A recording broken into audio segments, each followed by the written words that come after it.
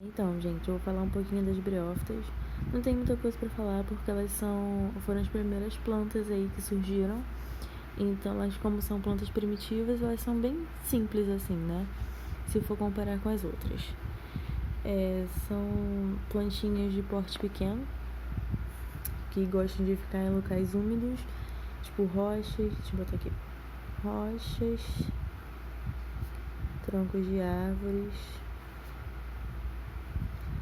Elas gostam de ficar em locais úmidos porque a reprodução delas depende totalmente da água, né? Já que os anterozoides, que são os gametas masculinos, eles são flagelados. E um exemplo... Gente, eu tô segurando um negócio aqui, então assim, a gravação vai ficar uma merda.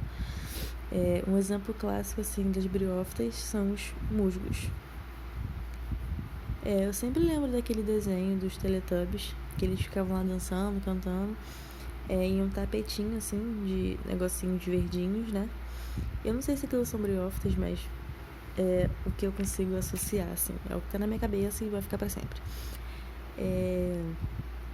Geralmente a gente só consegue ver essa partezinha verde mesmo do musgo, né? Já que ele tem a fase gametófita como a fase dominante, que depois eu falo direito aqui. Elas são consideradas, as briófitas são consideradas plantas epífitas, já que elas gostam de ficar aqui nos troncos de árvores e tal. O epifitismo, se eu não me engano, ele tem relação 0-0, já que tipo, ele não traz nenhum malefício para a árvore, né, do tronco da árvore, e também não traz nenhum malefício para a briófita. Ela só tá ali mesmo ancorada, né, porque às vezes para pegar a umidade do ar, né, a umidade que tá no tronco da árvore. E elas são consideradas plantas criptógamas. Plantas criptógamas são plantas que a gente não consegue ver o órgão reprodutivo dela. Por exemplo, as angiospermas e as gimnospermas, elas são consideradas plantas fanerógamas, porque a gente consegue ver o órgão reprodutor dela.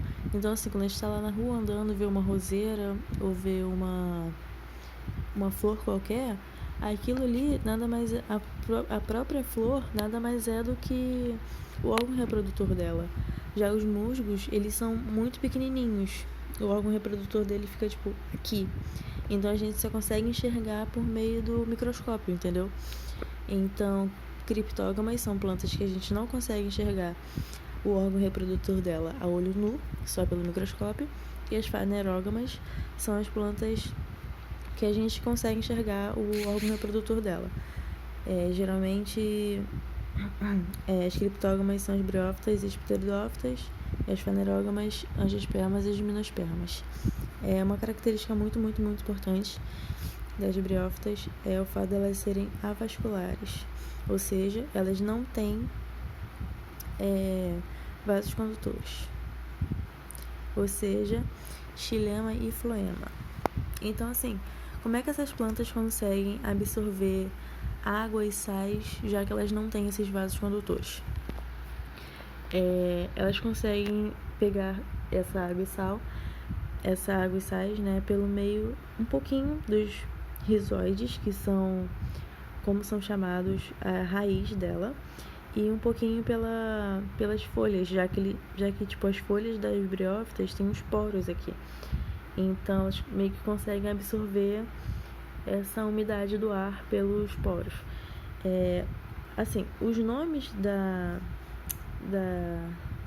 do gametófito, dessa parte aqui, do musgo, é meio diferente das outras plantas.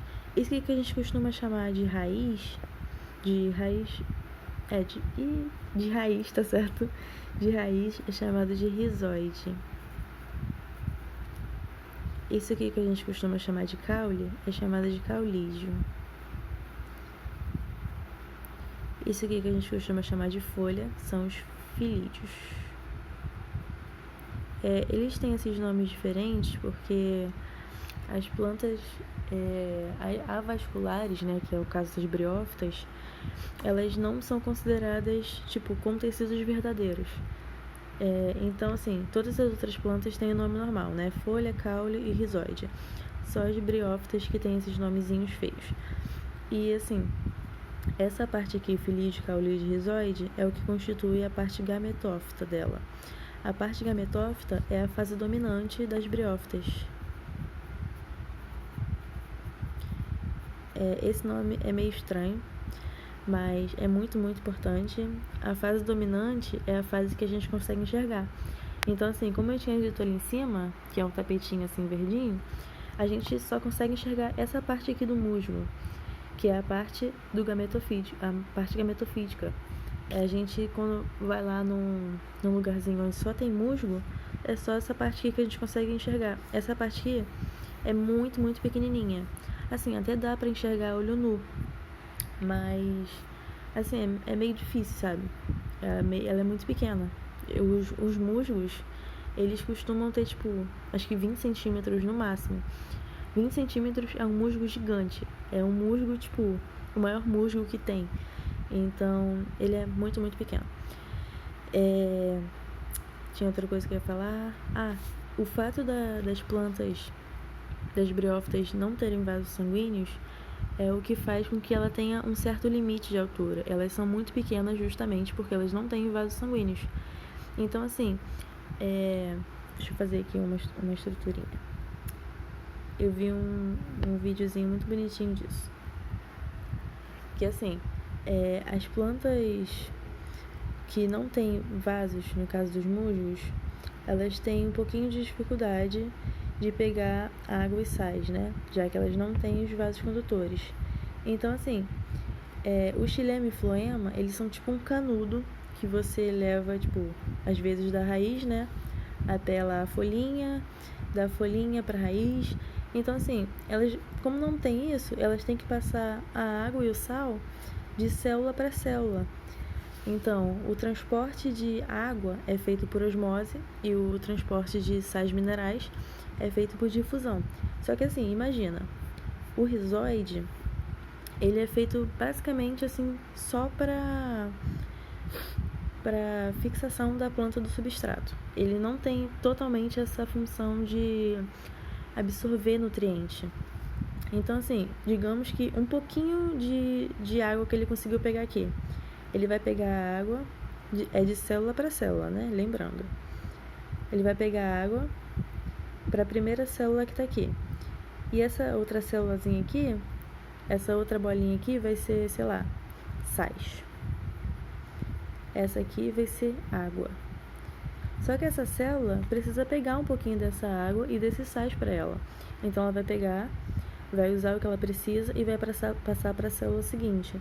Só que, assim, vocês concordam que ela vai pegar um pouquinho daqui e vai sobrar menos, né? Para chegar para essa outra célula. Então, vai ser uma quantidade menor de água. Do mesmo jeito que vai ser uma quantidade menor de sais. Aí vai passando menos. Só que, assim, vai chegar uma hora aqui que não vai ter o que passar pra frente. Então, ela, tipo, simplesmente não cresce mais, já que ela não tem, tipo, nutrientes para passar pro resto da planta. Então, ela é, tipo, sempre pequenininha. Os musgos são sempre pequenos.